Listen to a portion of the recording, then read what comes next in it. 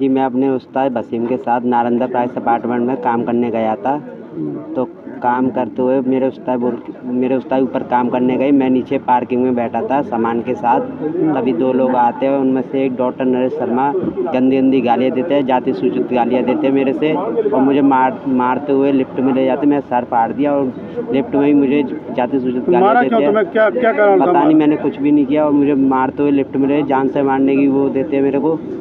और ऊपर जो मेरे साथ के थे, जो मुझे बचा रहे थे, उनके साथ भी हाथापाई चालू कर दी उन्होंने। अभी तो कोई कार्रवाई नहीं हुई? अभी तक कोई कार्रवाई नहीं हुई, ना वो गिरफ्तार हुए, ना ऐसा कुछ भी नहीं किया उनके साथ।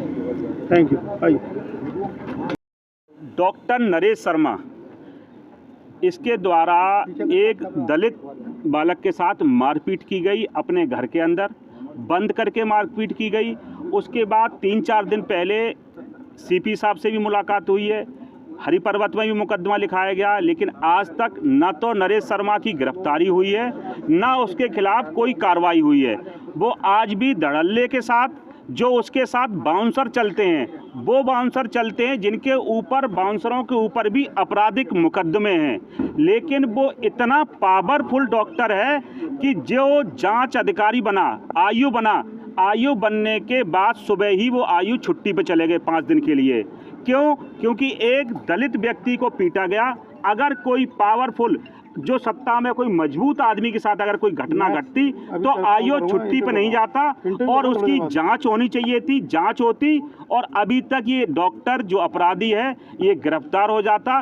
कांग्रेस पार्टी ये मांग करती है कि 3 दिन के अंदर उसके खिलाफ SC/ST के तहत मुकदमा हो, और अगर मुकदमा नहीं होता तो हम उसके हॉस्पिटल के बाद धरना प्रदर्शन करेंगे। और ये पहली घटना नहीं है, उत्तर प्रदेश में दलित उत्पीड़न पे 1 नंबर चल रहा है, ये सरकार की रिपोर्ट है। और मुझे लगता है उत्तर प्रदेश में आगरा दलित उत्पीड़न के नाम पे 1 नंबर पे है।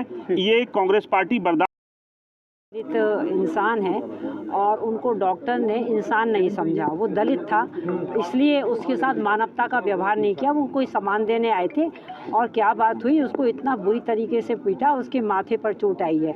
लेकिन अभी तक वो मुकदमे की जो पूरी प्रक्रिया होती है वो पूर्ण नहीं हुई है और हरिजन एक्ट की धारा नहीं लगाई गई है। अभी कोई माननीय सज्जन पुलिस के अधिकारी थे, उन्होंने कहा है कि हम इसमें धारा बढ़वा देंगे, हम इसकी विवेचना करेंगे। इसी आश्वासन पर हम लोग यहाँ से अब जा रहे हैं। परसों सोमवार को मुलाकात। ये जो जैसा जुर्म होता है उसका वैसा संविधान में एक्ट है। ये बच्चा दलित समाज से है तो इसमें एट्रोसिटी एक्ट के तहत मुकदमा क्यों लिखा गया? अगर नहीं लिखा गया, तोमर साहब का कहना ये है कि वो एक हादसा हो तो एक ही मुकदमा लिखा जाए, तो एट्रोसिटी एक्ट लगेगा, उस पर हरिजन एक्ट लगना चाहिए। और सर में गंभीर चोटें हैं, तो गंभीर चोट पे हेड इंजरी है, तो वो मामूली धाराओं में 151 आप करके चालान बंद करके भेज दें, उसे पाबंद करते हैं, ये कोई तरीका थोड़ी है, ये उसको न्याय थोड़ी मिलेगा। तो उसमें गंभीर धाराओं के साथ साथ हेड इंजरी और हरिजन एक्ट, ये दोनों को शामिल किया जाए, उनके खिलाफ कार्रवाई की जाए, डॉक्टर को गिरफ्तार किया जाए। और हम उनके लाइसेंस की भी मांग करेंगे, उनका लाइसेंस भी उनको